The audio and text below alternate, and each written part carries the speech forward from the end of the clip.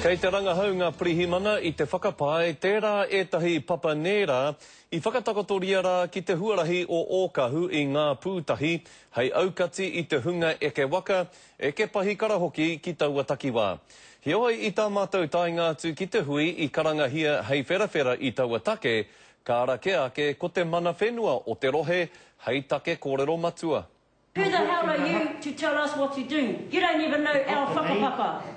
Hei ngā whakapae anō I a rā ke ngā tautohe mo te whenua, nā te aro koreke o te hunga whai pānga, ki te ata kōrero tētahi me tētahi, mo te āhua e tū whakahehia nei, te rui o te paihana 1080 ki ngā ngahere o taua takiwā, huri noa. Tāku kei te whakahea ko te heria mai ki konei, tēnei kaupap, I mua I te ata kōrero hana ki a mātau e nohonei I konei. Kia hui tonu kōtau te whānau, mō tēnei kaupapa tō kōtau whenua, kōtau whenua.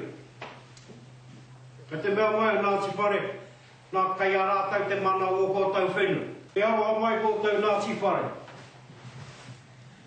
E ata titiro te kaupapa nei o nā whenua. I suggested that they might like to talk to the folk at Ngāputāhi. They declined, saying that they were not legally obligated to.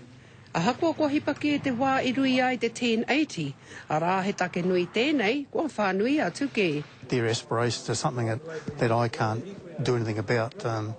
It sounds like it's largely a land claim issue now.